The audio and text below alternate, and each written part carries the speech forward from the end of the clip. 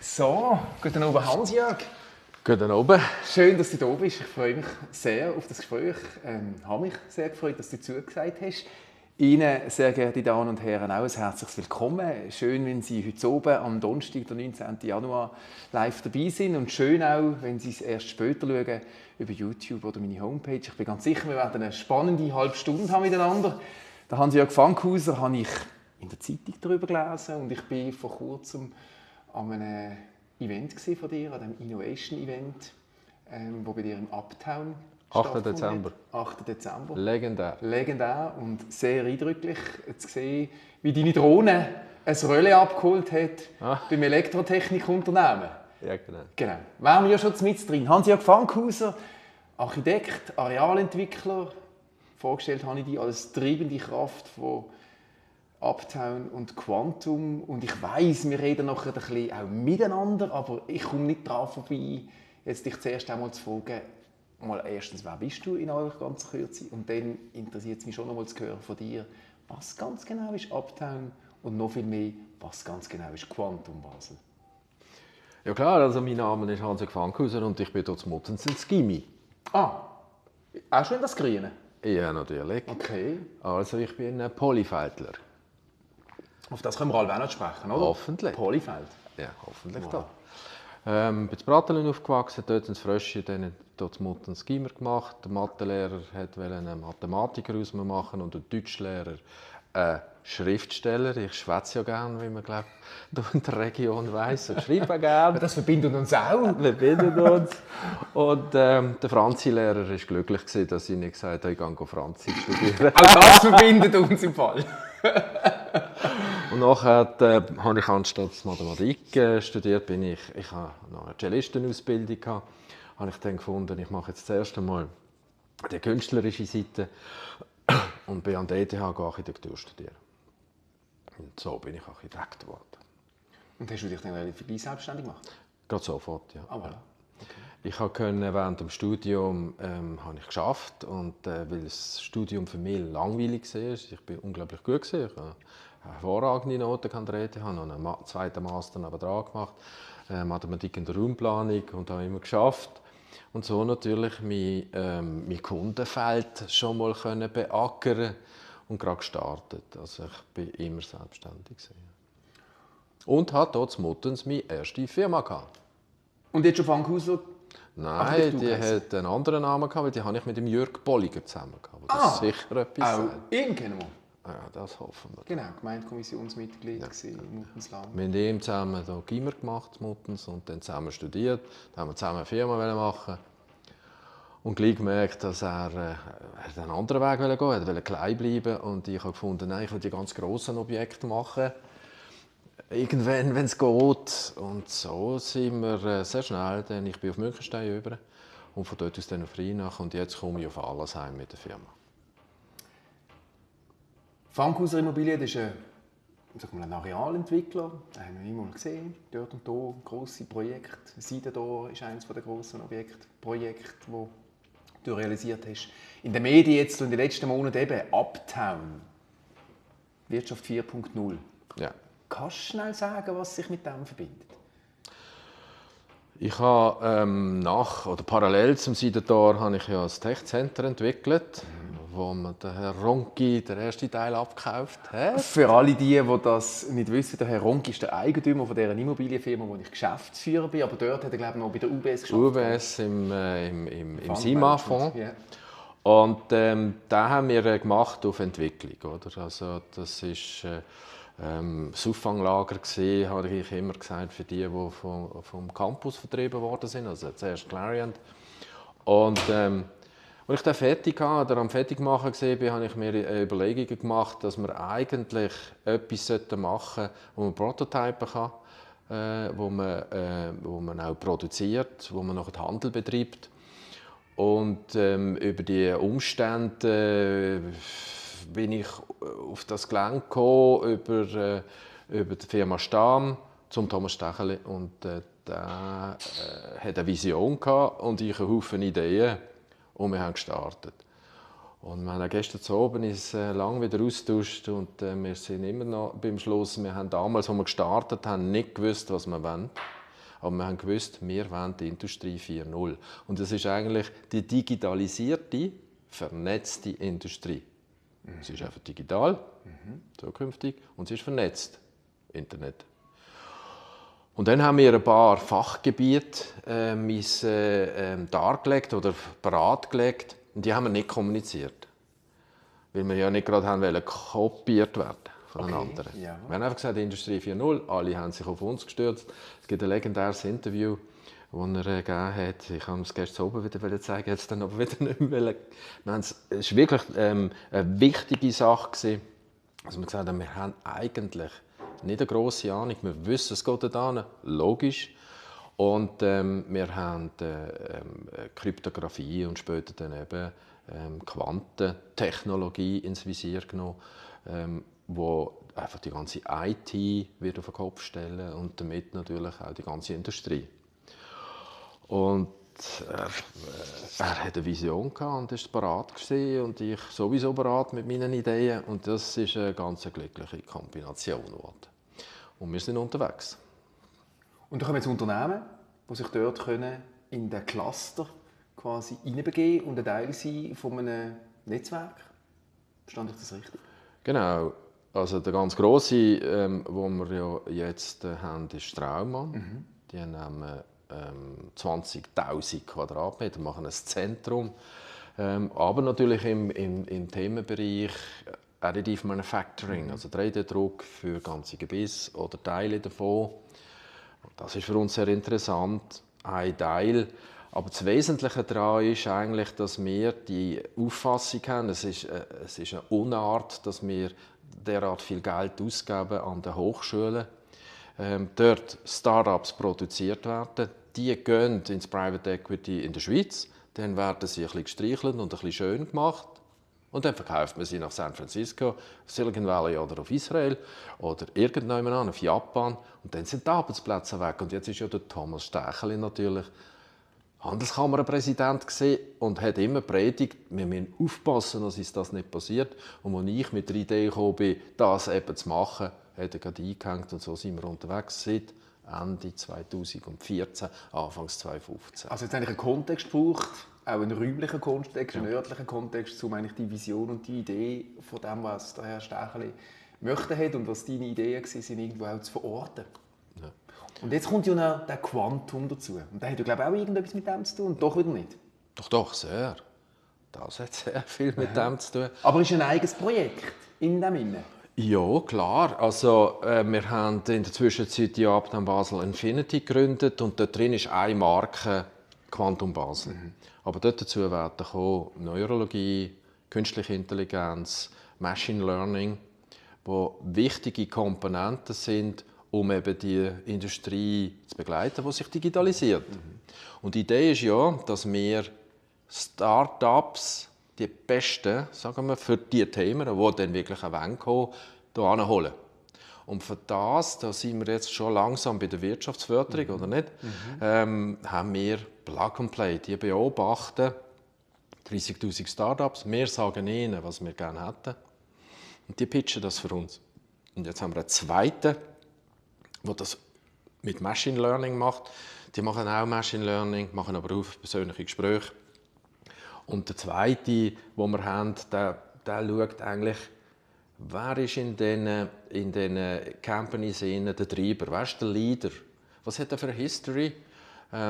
Und mit diesen zwei zusammen locken wir die Start-ups an. Jetzt, wer in den Immobilien ist, der weiss, Start-ups und Mietzins, das ist irgendwie so ein schwieriges Thema. Vor allem auch entwickeln ist schwierig und grösser werden und sich verändern. Und genau, aber um das geht es eben nicht. Genau. Sondern, Roche sagt das ja, die Ideen kommen von außen, wir wissen, wie man Medikamente macht, wir wissen, wie man Medikamente verkauft. Die suchen ja die eben die Ideen haben. Und wir wollen die hier anholen, dass die grossen Corporates die können beobachten können und dass die kommen. Du kannst nicht sagen, wir haben den FCB und Fasnacht, sondern wir sagen, komm zu uns, von uns aus kommst du auf die weltschnellsten Rechner. Da haben wir 3 Jahre dafür geschafft. Da haben wir ein Jahr jetzt unglaublich halt müssen Druck machen, dass wir den Vertrag gekriegt haben mit IBM. Eine der führenden Firmen ist in der Quantentechnologie. Und was natürlich fast ein schönes Geschenk war, kann man es mal so sagen. Wir haben am 29. September unterschrieben. Wir sind, Thomas und ich, wir sind in Rüschlikon im Forschungszentrum von IBM und die Amerikaner in New York. Und am 4. Oktober kommt der Nobelpreis. Und seither ist einmal meine Welt anders, weil ich natürlich überall so Interviews geben darf und weil wir unterwegs sind.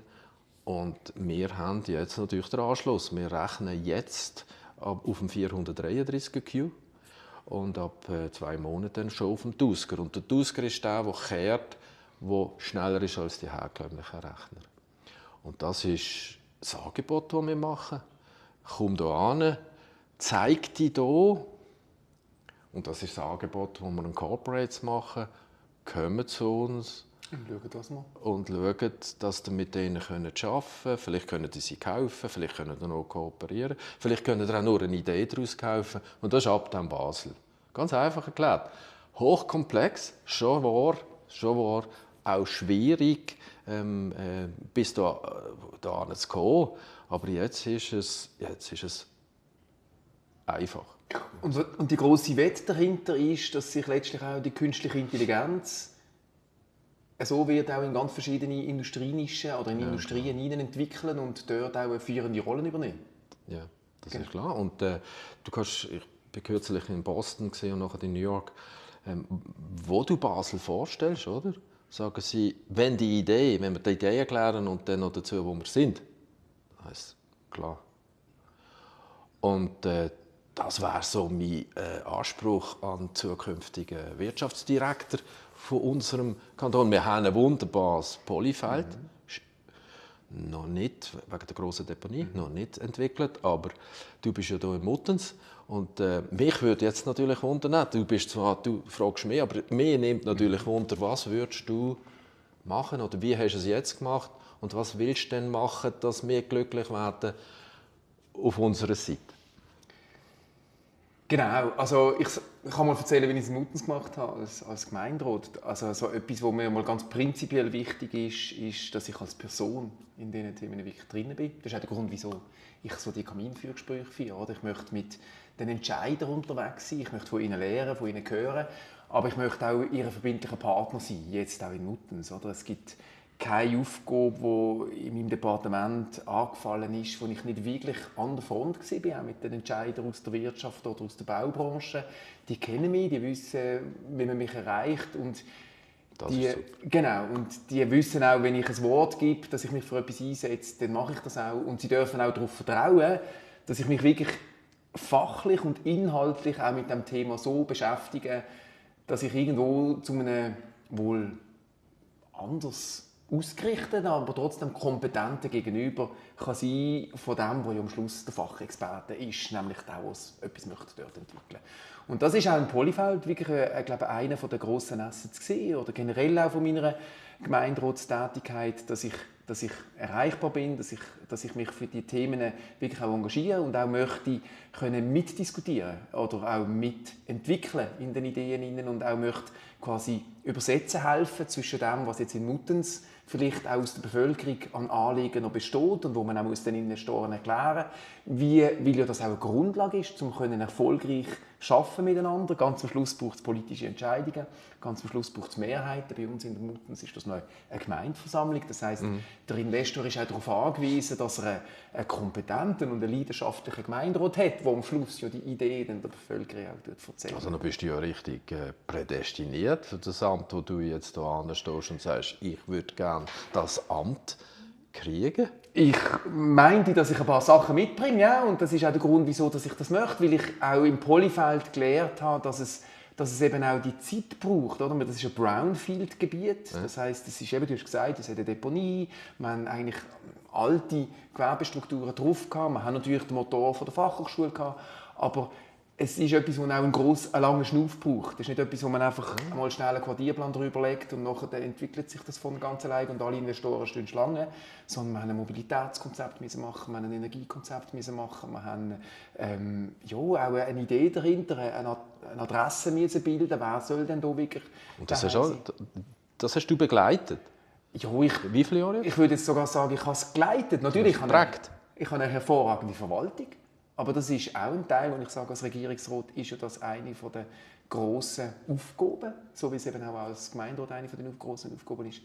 Du musst eine hervorragende Verwaltung zu hervorragenden Leistungen motivieren. Und meine Leute auf der Verwaltung haben immer gesagt, das, was sie motiviert, ist auch das Wissen, dass sie einen Gemeinderat haben, der verfügbar ist für ihre Themen, wo die ihre Themen auch noch leidenschaftlich vertreten. Oder? Es gibt nichts unmotivierteres für einen Verwaltungsmitarbeiter, als wenn man noch das Gefühl hat, der Gemeinderat versteht es nicht oder hat keine Lust oder er interessiert sich nicht wirklich dafür. Und all das gibt es ja leider viel zu oft. Und wir reden nicht darüber, aber es gibt es. So. Und das ist das, was mein Anspruch ist, auch als Regierungsrat. Ich möchte für meine Mitarbeiter ein leidenschaftlicher Kämpfer sein, auch für die zusammenentwickelten Themen und für die Investoren und die Wirtschaft möchte ich einfach eine Kompetenz gegenüber sein, die sich interessiert und die zulässt und die auch kreative Lösungen sucht. Ein Beispiel, und das musst du erzählen, weil das finde ich ist eben auch Innovation. Wir haben viele Areale im Basel-Land, da fängt man zuerst davon entwickeln, macht eine Quartierplanung, die Firmen kommen und irgendwann stellt man fest, hey, wir haben ja noch Verkehr. Was machen wir jetzt? Okay. So ein Seich. So ein Mist. Und im Polyfeld haben wir es im Fall umgekehrt gemacht. Ich muss es wirklich erzählen, weil ich finde, das ist etwas Einzigartiges. Wir haben uns, bevor wir die Zonenplanung gemacht haben wir berechnet, wie viel Verkehr kann das übergeordnete Verkehrsnetz noch schlucken. Wir haben ein paar Verkehrsknoten, wir haben die Autobahn, wir haben ein paar Kreiselsituationen. Wie viel kann dort noch draufgehen an Verkehr? Und nachher haben wir rückwärts gerechnet. Wie viele Fahrten generiert ein Arbeitsplatz, eine Wohnungssituation, eine Bildungssituation? Und nachher haben wir das in die bauliche Nutzung umgerechnet. Und dann haben wir plötzlich gemerkt, wir könnten zwar dichter, aber dann hatten wir ein Verkehrsproblem. Also haben wir die Dichte von dem ganzen Areal ausgerichtet auf die potenzielle Verkehrslast, die übergeordnet überhaupt noch abführbar ist. Und das führt dazu, dass wir eben nicht vor der Frage stehen, noch eine riesige Infrastruktur herzustellen müssen. Oder wenn wir sie herstellen müssen, hätten wir sie quantifizieren können. Sondern wir sind sicher, dass mit dieser baulichen Nutzung, wie G6 dort, G26 hier, dass wir mit dem das auch verkehrlich schlucken. Und das finde ich ist ein innovatives Vorgehen für eine Arealentwicklung, weil das ist einer meiner Ansprüche, die ich auch als Regierungsrat habe. Wir müssen erstens die also die Entwicklungsflächen die Entwicklung von dem Areal plus die Verkehrsentwicklung, die muss Hand in Hand gehen. Weil sonst haben wir so Geschichten, wie wir jetzt auch in Allschwil uns 10 ausbissen und merken, es ist fast fertig gebaut, aber wir haben noch nichts im Verkehr vorwärts gebracht. Und es braucht vor allem auch den Einbezug von der Bevölkerung früh, damit sie auch wirklich begeistert auch das Projekt mittragen. Und das haben wir im Polyfeld erreicht. Dann hätte ich ja die Gemeinde nicht verlassen sollen. Vor 30 Jahren bin ich gegangen. Ich bin zuerst vom Muttens auf Münkenstein. Ja. Da hätte ich ja das alles mitgekriegt. Aber, wir können es ja jetzt anders sehen. Jetzt wird dafür Regierungsrat, dann kriegst du es auch wieder mit. Okay. Nein, ich glaube natürlich, wir heissen zum Beispiel ja Uptown. Ja. Das Polyfeld ist ja auch Uptown. Ja. Weil wir einfach Downtown diese Art Sachen nicht machen können. Aber das ist natürlich ein Areal mit unglaublichem Potenzial. Für unseren Kanton, für unsere Region. Ich meine, mit dieser Fachhochschule. Natürlich, eigentlich kann wir noch. Wir haben schon überlegt, wenn wir die Deponie ausheben, haben wir ja ein riesen Loch. Ja.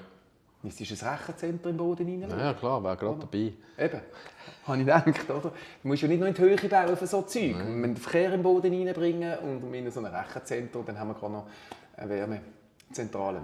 Genau. Jetzt habe ich gerade den Faden verloren. Du hast noch etwas anfangen mit, bevor ich jetzt das gebracht habe mit der Deponie? Nein, einfach, weil ich einfach an das Potenzial glaube. Und ich glaube natürlich eben an die geplante Raumplanung. Genau. Nicht einfach, wir fangen mal an und produzieren ein Problem.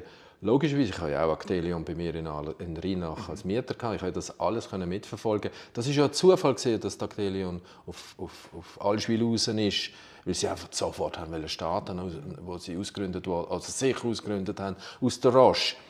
Und wenn man heute das sieht, wie wir ja bereit werden, Teile wieder auszugliedern, müssen wir einfach unsere Areale parat haben, dass, wenn die kommen, inklusive bewilligte Projekte. Und wenn das natürlich du schon mal hier durchgespielt hast, dann, wenn du Regierungsrat bist, dann stehe ich natürlich gleich auf der Matte und kann diskutieren, welche Areal kann man weitermachen, weil wir werden ja müssen weitermachen. Uptown Basel ist das, was ja generiert wird. Wir haben vor, noch 3 Actelions zu machen. Ja, das braucht Gelände. Ist so. Und wenn das natürlich in unserer Region bleiben kann, dann haben wir alle etwas davon. Und wenn wir es Richtung Sisselfeld oder dann noch weiter über den Berg, dann noch gerade auf Baden über, dann wäre das blöd. Auch die sind schlau. Also die grosse Bitte, Areal parat machen, wenn du in diesem Amt bist, dass du gleich aufschreibst, ich muss Areale parat machen, der Fanghauser kommt schon bald. Ja, also, und was es halt eben auch braucht, ist auch die lange Sicht, oder? Und wirklich auch, also es ist natürlich schon so, beim Polyfeld, da sind wir jetzt sehr lang dran. Und das finde ich ist auch etwas, wo ja du auch kennst, oder? Als Investor, ich meine, das Uptown haben wir ja einen unglaublichen Zeitrahmen realisiert, aber oftmals geht es halt tatsächlich lang. Und das ist ein zweites Thema, das mich schon sehr beschäftigt. Also, wie können wir so Entwicklungen auch beschleunigen? In den Verfahren auch rein. Also das eine sind vielleicht auch die technischen Hindernisse. Also ich meine, dass wir eine Deponie im Boden haben und da halt noch irgendwie 1, 2 politische Fragen klären müssen und auch noch mit der Industrie eine Lösung finden. Das ist tatsächlich etwas, was nicht über die Nacht geht. Gar nicht, nein. Aber so die ganzen auch politischen und Planungsprozesse, da habe ich manchmal schon auch ein bisschen Sorge, wie lange dass wir unterwegs sind. Und ich habe das auch schon erwähnt, oder mit dem Zubringer Allschwil. Ich finde, das ist eine gefährliche Wette, die man dort eingeht. Wir planen auf städtischem Boden eine Strasse. Kanton Basel-Land soll sie zahlen, aber es ist auf städtischem Boden. Und wir alle wissen, in der Stadt und Strassen bauen ist jetzt nicht einfach politisch so schnell und einfach. Da gibt es ja schon wieder Kräfte, die gegen einen Rheintunnel lobbyieren. Und das kann man ja auch. Also ich sage ja gar nicht, dass man das nicht darf, dagegen sein. Ich sage einfach, für Basel-Land wäre es eigentlich noch gut, man hätte ein Okay von der Bevölkerung von Basel-Stadt und nicht nur von der Regierung. Weil das Dümmste, was ja passieren kann, ist, wir machen ein Strassenprojekt, planen fertig, sind bereit und dann kommt irgendeiner in Basel-Stadt auf die Idee und sagt, jetzt machen wir noch irgendeine Referendumsform oder so, à la Nordtangente und dann gibt es ein Moratorium und Ende Gelände. Und das Gleiche mit dem ÖV ja auch. Ja. Wir haben eine Zusage, dass man das machen will, aber wir haben weder die S-Bahn-Station Moorgarten fertig gedacht, wir haben keine Idee, wo das Tram ganz genau durchgeht. Und das finde ich einfach eine gefährliche Wette, weil die Idee, also das Potenzial besteht, dass wir 10 Jahre planen und am Schluss wieder irgendwie à la Salina Raurica aus irgendwelchen lokalen Interessen das wieder über einen Haufen geschmissen kriegen. Und viel besser wäre es doch, man würde jetzt die Bevölkerung fragen, in Basel-Stadt, die Volksabstimmung forcieren, den Kanton forcieren nach der Tramlinienführung und dann die Sicherheit haben und dann planen können. Und dann geht es auch schneller, bin ich überzeugt. Und das ist das zweite Thema. Ist zwar jetzt nicht digitale Innovation, aber ist am Schluss, glaube ich, auch innovativ im Sinne von einfach Prozessgestaltung, damit wir als politischer Rahmen euch können auch eine Handlungssicherheit geben. Also, muss ich ja sagen, die Auswahl von Uptown Basel, das ist nicht gewürfelt, das ist gerechnet mit den Algorithmen, die ich an der ETH mitentwickelt habe. Ist wahr. Und die Werte kommen natürlich raus, weil wir einen eigenen Autobahnanschluss haben. Oder? Schon, gell? Du kommst direkt aufs Gelände, du fährst nie durch. Wir haben viele Parkplätze, aber wir setzen auf die Elektromobilität. Wir werden jetzt bidirektionale Ladestationen, wir gehen in der Nachhaltigkeit weite Schritte voraus, weil der Investor... Wasser, gell, ist auch ein Thema, nicht dran. Wasser, ja. Wasser ist ein grosses Thema und natürlich, weil wir gewusst haben, digitalisierte Industrie bedeutet Rechenzentren, Edge-Rechenzentren, das ist Abwärme. Das kommt natürlich in der Quantentechnologie auf viel höherem Niveau und die Quantentechnologie wird unsere Welt prägen, weil du einfach viel schneller, viel grössere Mengen an Daten rausnimmst und dass das Zeug dann nicht schmilzt, musst du es kühlen.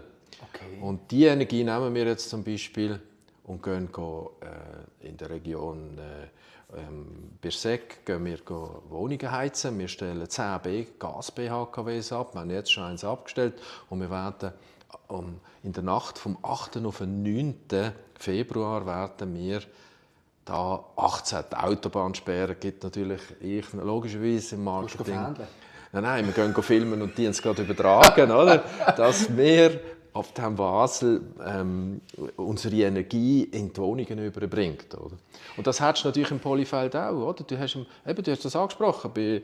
Dankeschön. Also heute nehmen wir noch eine Idee mit. Oder? Also in der Feldrabe machen wir ein grosses Rechenzentrum, weil wir brauchen einen Vierer. Brauchten wir eigentlich da? Ich weiss jetzt nicht genau, wie gross das Feldraben ist, aber es ist recht gross. Ja, also da kannst du viel versenken. Da kannst du viel versenken und dann kann man, dass du einfach das, was du produzierst, das, was du hast. Ich war dabei gewesen, bei der Nutzung von der Energie vom Kraftwerk bis Felden. Ja, da bin ich mal Geschäftsstelle gesehen. Das ist der Vater von Christoph Hildmann, heute Gemeindepräsident. Okay. Sein Vater. Mit ihm zusammen habe ich solche Sachen gemacht. Im Sternenfeld haben wir 1400 Wohnungen, wo wir nur seit 30 Jahren mit der Abwärme vom Kraftwerk heizen. Also das, was du in der Nähe hast, dort feiern, wo man es brauchen kann. Und wenn man ja noch weiss, dass man immer weniger Wärme brauchen wird, genau. Also wird ja gemacht, da wird genutzt. Wir haben übrigens vor 15 Jahren versucht, Prozesswärme aus der Schweizer Halle ins Siedlungsgebiet aufzubringen. Das ist leider damals noch nicht gegangen. Jetzt ist gerade wieder ein Versuch am Sein, aber es scheint auch wieder kompliziert zu sein. Aber, das darf ich sagen, es liegt, glaube ich, nicht an der Gemeinde. Das sind noch manchmal auch andere Fragestellungen. Aber ich finde auch, es gibt ja so viele Abwärmesituationen und die muss man einfach. Wichtig ist, dass man ein Fernwärmenetz aufbaut und verschiedene quasi Einfüllstutzen kann haben, um all die produzierte Wärme dann auch ins Netz zu speisen. Absolut. Ist so. Was mich jetzt noch wundernimmt, die Life Science. Oder? Wir leben ja von dieser Fachhochschule. Das ist das, was du vorher gesagt hast, Fachhochschule Muttens und so, Universität und Biotech, Schellemetteli.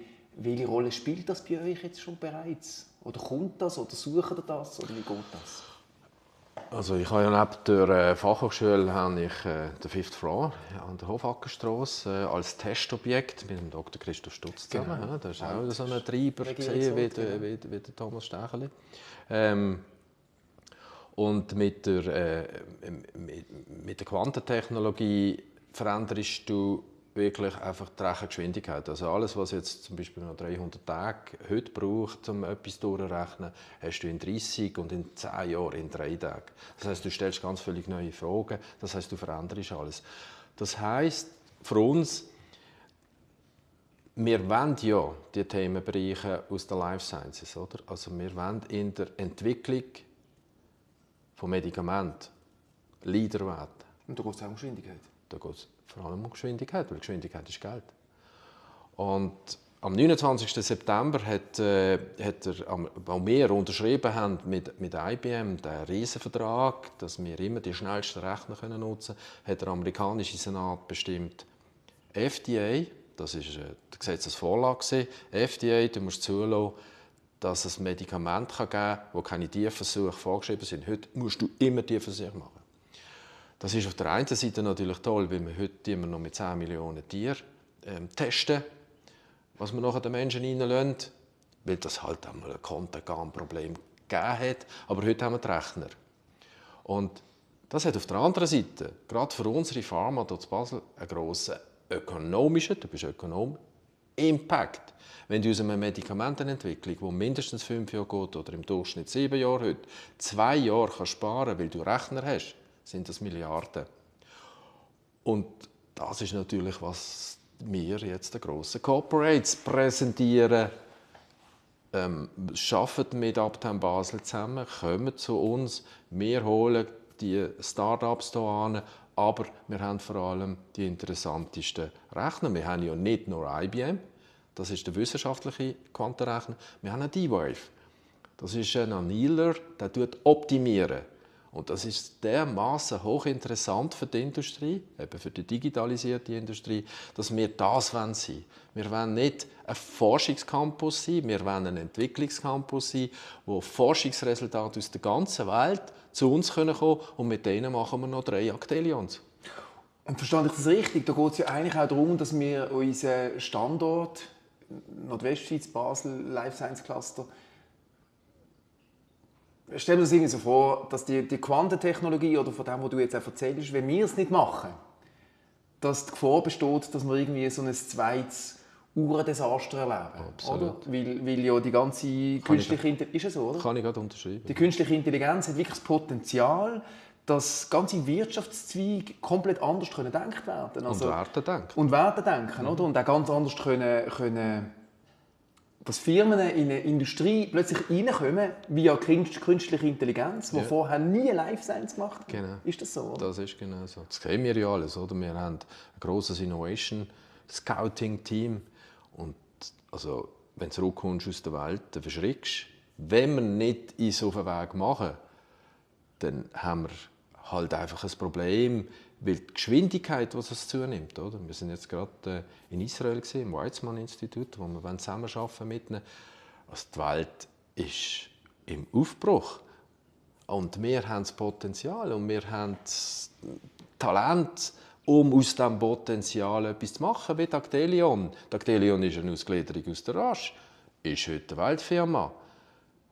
Es wird nicht mehr so viel Zeit geben, dass man so etwas hat. Aber genau so kannst du es machen. Du brauchst die Talent. Muttens, wenn du ins Polyfeld gehst, wer war dort vorher gesehen? Oder Richtung Bahnhof.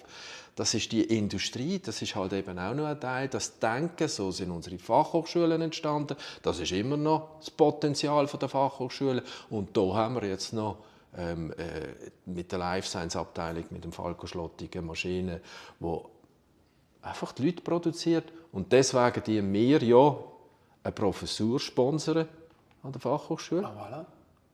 Für Quantentechnologie. Also wenn du Data Science studiert hast, einen Master hast, kannst du gesponsert von der Familie Stecheli So cool. Ausbildung kriegen in Quantentechnologie. Und die läuft ja. Wir haben einen Professor jetzt.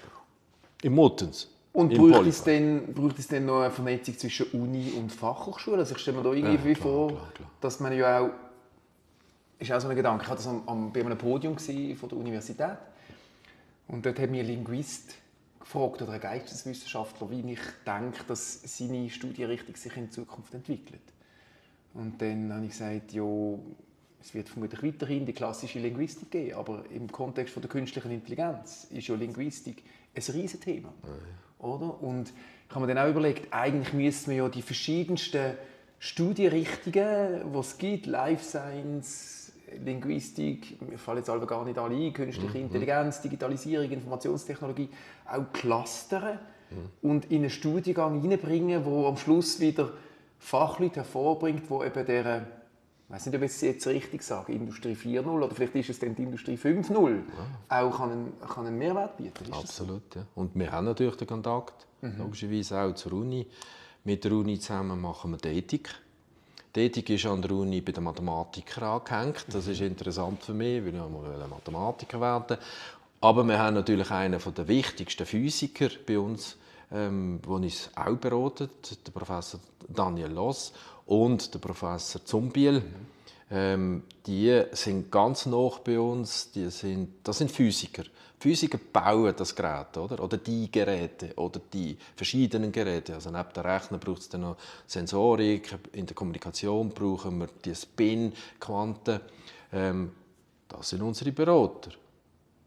Und die Handwerker, die du ausbilden musst, die nachher aus diesen Theorien Sachen machen, für das haben wir die Fachhochschule. Ja, wer hat das in der Schweiz? Ausser wir hier zu Basel. Und jetzt brauchen wir schöne Gelände, die vorbereitet sind, dass man aus dem, was da ist, aus dem Brain Produkte machen kann, Arbeitsplätze machen kann. Dann ist das eine ganz rosige Zukunft, die unser Kanton und unsere Region hat. Eigentlich könnten wir ja, um so ein bisschen den Bogen schließen, unsere Life Science hat ja mal mit Farbtechnologie gestartet. Ja, klar. Und hat sich dann entwickelt zu chemischen und dann ist Life Science daraus geworden. Und auf dem allem, also auf der Idee, dass man mal eine Farbe macht, begründet unseren kompletten Wohlstand, kann man sagen. Genau. Aber Wohlstand, haben wir gelernt, bei der Uhrenindustrie kann man auch, oder sagen wir jetzt, Marktfähigkeit kann man auch verlieren, haben wir gelernt, bei der Uhrenindustrie, indem man Trends verschläft. Ja. Und das ist jetzt noch schlimmer als damals bei der Uhrenindustrie. Weil es noch schneller geht. Weil es noch viel schneller geht Genau. jetzt. Ja. Und ihr schaffen eigentlich quasi eine Grundlage schaffen, damit die bestehenden Industrien sich können in eine nächste Generation an Entwicklung hineinbegeben. Das war die Vision von Thomas Stecheli, als ich mit meinen Ideen zu ihm bin, und da sind wir unterwegs. Hey, dann habe ich in 35 Minuten eigentlich verstanden, was Uptown und Quantum Basel ist. Super. Ich glaube, wir könnten, also ich bin jetzt wirklich völlig gesagt, mögen Sie noch ein paar Minuten? Sie können ja jederzeit abschalten, ist kein Problem, und dann irgendwo auf Stopp und so, aber ich finde es so spannend. Was sind die nächsten Schritte? Jetzt sind wir natürlich dran, das zu verarbeiten. Ich komme direkt von Bern, Umfeld Inselspital. Das ist ja der nächste Player, so die Unispital. Ja, die Unispitäler sind wichtig wegen der Daten. Genau. Aber in diesem Umfeld habe ich einen sehr unglaublich interessanten Start-up gefunden, wo wir auf Basel holen wollen und in die Präzision, das Medizin mitnehmen. Ich plane eigentlich zurzeit meinen Job jetzt neben den Gebäuden, wo wir am Bauen sind, jetzt dann weiter bauen, ist das, was ich thematisch mache, ist das Gebäude 5, das ist das Innovationszentrum. Da wollen wir 100 Firmen drin haben. Corporates, ein Start-up, denen geben wir nicht viel Platz. Sonst haben wir ein anderes Problem. Das müssen wir auch nicht. Wir sind ja vernetzt, das ist ja vernetzt. Die haben ja ihre Familie vielleicht noch in Portugal. Aber die sind da, wenn wir sie brauchen, dann arbeiten wir zusammen mit denen und wir lassen die grossen Corporates zuschauen oder gerade mitschaffen. Das ist die Idee vom Gebäude 5. Oder? Und dort kriegst du, wenn du einen Mietvertrag hast, musst du wieder ausziehen, nach 5 Jahren. Das habe ich hier verpasst. Es war ein bisschen schwieriger mit dem Christoph Stutz als mit dem Thomas Stecheli. Der hat zwar auch zuerst gestutzt und ich gesagt habe, und dann müssen die wieder gehen. Das heisst, wir treiben sie in andere Gelände, weil das Innovationszentrum soll auch in 20, 30, 40 Jahren noch das Innovationszentrum sein. Und eben nicht eine Verknöcherung. Und nicht eine Verknöcherung. Die Beispiele haben wir in Europa, wir haben sie auch in der Schweiz. Und das bedeutet, dass es ein Mechanismus daraus entstehen soll oder wird, wo neue Immobilien oder gerade ganze Gelände oder 2, 3 neue Campus braucht. Wie der Campusgedanke natürlich heute da ist, kennen wir vom Aufbau her von der Novartis. Du bringst kurzfristig einen Haufen Leute zusammen und es hat immer einen Haufen Leute. Das heisst, du kannst immer kommen, zum andere kennenlernen, zum neue Ideen generieren, weil alles muss schnell gehen. Über das Internet geht es ja mega schnell, aber im persönlichen Austausch. Jemandem, wie vielleicht das, was jetzt heute entstanden ist. Oder? Wir haben, glaube ich, noch nie so über so etwas reden. Nein. Aber hoffentlich ist doch etwas entstanden, als wenn du Regierungsrat bist, dass ich dann zu dir klopfen kann und sagen, ich sollte effektiv, wir sollten Gelände haben, die entwickelt sind und nicht einfach, wir poppen hier etwas auf und gehen nachher Infrastrukturen anpassen, wo wir zuerst noch der Bevölkerung erzählen müssen, wie du das vorher geschildert hast. Und gell, es wird uns einfach auch wieder bewusst, oder wird mir jetzt auch wieder bewusst, wie bedeutungsvoll auch wieder stabile Beziehungen sind in Europa. Ja. Also wenn all das, was du machst, wir können es digital vernetzen, aber ganz am Schluss haben wir irgendwo noch ein paar Abhängigkeiten mit dem Umfeld, mit dem Umland, mit der, sei das Forschungsabkommen, sei das Stromabkommen, alle die digitalen Themen brauchen Strom. Ja. Sei es alles, oder? Ja. Und stabil. Ja. Genau, stabil. Oder? Und klar die Beziehung. Und das finde ich auch, da müssen wir uns einfach als Region nicht vormachen. Da staune ich ja manchmal schon, wie wir die Idee können haben, dass das, was wir hier heute sind und haben, dass das uns einfach irgendwie in den Schoss gefallen ist. Nein, es ist genau das Ergebnis von Leuten, die bereit waren, ins Risiko zu gehen. Absolut. Und die aber auch einen Kontext hatten, der ihnen das ermöglicht hat. Ja. Und das war grenzüberschreitend, immer in Basel sowieso. Ja. Genau, und das, glaube ich, ist ja natürlich auch eine Regierungsratsaufgabe irgendwie, da mindestens Druck zu machen, dass wir im Bundesbern endlich die entsprechenden Rahmenbedingungen kriegen, dass so Leute wie du und die Wirtschaft generell einfach wieder weiss, wie es weitergeht. Und auch die Uni, oder, mit ihren Horizon-Abkommen und so. Zum Schluss, was hast du noch für das mache ich übrigens auch bei den Strasseninterviews, frage ich 2 Fragen. Die erste Frage wäre, ich stelle es aber am Schluss, ich frage jetzt die zweite Frage. Was ist dir ein Anliegen für den Kanton Basel-Land in den nächsten Jahren? Ich glaube, gerade das, was du vorher gesagt hast, dass wir uns bewusst sind, es hat immer so Leute gegeben, die ins Risiko gegangen sind. Es muss nicht der Staat. Genau. Das macht Familienstärkeli massiv, mit derart viel Geld, oder, was sie geben. Dass man das schätzt und dass man eine Willkommensatmosphäre aufbaut. Mhm. Dass man willkommen ist, wenn man hier ankommt mit einer Idee. Ja. Das ist vielleicht ein bisschen verloren gegangen. Die Leute willkommen heißen, auch mal vielleicht Dankeschön sagen.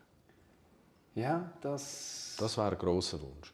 Aus dem Elfenbein raus zu den Menschen, mit den Menschen. Und eben im Bewusstsein, dass es immer die sind, wenn wir zurückschauen, wer das war, wie Ziba, wie Zondo, wie die Roche entstanden ist, wie die Uni entstanden ist. Es hat immer Menschen gegeben, die getrieben haben, die auch ins Risiko gegangen sind. Und das muss nicht der Staat machen. Der Staat muss stabil sein, muss stabilisieren, muss aber auch eben die Werte hochhalten und dementsprechend auch die Leute willkommen heißen. Das ist das Anliegen. Zum Beispiel auch mit einer leidenschaftlichen Bereitschaft, auch als Kanton irgendwie mit diesen Ideen mitzugehen und für die auch zu kämpfen. Das merke ich auch immer wieder jetzt in meiner Arbeit als Gemeinderat. Man darf so Ideen nie, also man soll sie so vertreten, als wären es die eigenen, aber man darf eine Niederlage nie als eine persönliche Niederlage verstehen. Und es ist letztlich immer ein Engagement für die Gesellschaft und auch für die Region oder jetzt in meinem Fall für die Gemeinde und hoffentlich in Zukunft für den Kanton. Und wenn dann halt mal etwas nicht gelingt, dann ist das nicht, die Medien schreiben dann, er hat verloren, aber um das geht es ja gar nicht. Wir wollen miteinander entwickeln. Die Investoren gehen ins Risiko, manchmal gewinnen sie, manchmal verlieren sie. Und gute Investoren gehen eben nochmal ins Risiko, weil sie an die gute Idee glauben. Und ich glaube, das braucht auch Politikerinnen und Politiker, die das viel mehr wieder machen, ins Risiko gehen, auch mal dürfen verlieren, weil der Long Run, den gewinnen wir nur, wenn wir bereit sind, in der Short Run auch irgendwie mal auf die Schnur zu fliegen. Das ist doch einfach so. Und die letzte Frage, die ich auf der Strasse manchmal stelle, was muss denn eine Regierungsrätin oder ein Regierungsrat aus deiner Sicht mitbringen? Ja, also, eben, ich habe jetzt vorher sagen, jetzt spürt man natürlich den Ökonom bei dir, oder? Die Ausbildung, das Verständnis dafür auch, glaube ich, halt für unsere Geschichte, für die letzten 200 Jahre, nicht gerade 2000 Jahre, aber die letzten 200 Jahre, wo man die Industrialisierung gestartet hat hier in der Region, ein Verständnis für das, aber vor allem eine Offenheit den Menschen gegenüber. Oder? Also eben, wir in der Industrie oder in der Arealentwicklung für die Industrie, wir sind auch Menschen. Wir sind nicht Maschinen, wir sind nicht Roboter. Und die Offenheit, das Interesse zeigen, das tut uns immer gut. Das haben wir auch heute. Oder? Wir haben ein paar, die natürlich Interesse zeigen. Aber das institutionalisieren, finde ich. Weil wir können uns nicht auf grosse Corporates nur verlassen. Die Geschwindigkeiten nehmen zu. Man muss noch beobachten, was auf dem Novartis Campus entstanden ist und jetzt passiert. Da sollten wir eben offen sein, menschlich sein, Menschen im Zentrum, Umwelt im Zentrum. Das wäre toll. Und das spüre ich bei dir. Ich kenne dich nicht sehr gut, aber das spüre ich bei dir. Wir haben uns nicht gekannt bis heute. Ich habe dich auf LinkedIn angefragt, ob du bereit wärst, an ein Einführungsgespräch zu kommen. Das war der Weg, wie der Hans-Jörg Fankhauser hier angefunden hat, zu mir daheim an das Feuerchen. Jetzt können wir dann die Lüftung einschalten, dann wird es dann auch noch warm. Dann sieht es nicht nur aus. Genau. Hey, merci vielmals. Es war wirklich unglaublich spannend gewesen. Danke dir. Hat mich sehr gefreut und ich hoffe, Ihnen hat es auch Spass gemacht. Ich würde mich sehr freuen. Ich sage es jetzt einfach einmal, weil jetzt geht es dann langsam um die Wurst. Wenn ich so Gespräche mit so tollen Leuten auch nach dem 12. Februar als Regierungsrat könnte feiern, weil ich glaube, und das ist mir ein grosses Anliegen, zuhören, lernen, verstehen können und aus dem heraus auch die Überzeugung kriegen, miteinander für das Grosse auch zu kämpfen und daran zu glauben, dass es möglich ist, unseren Kanton vorwärts zu bringen. Und jemand, der sich auch für so etwas wirklich mit Leidenschaft engagiert, ist der Rolf Schaub. Und er ist in einer Woche hier.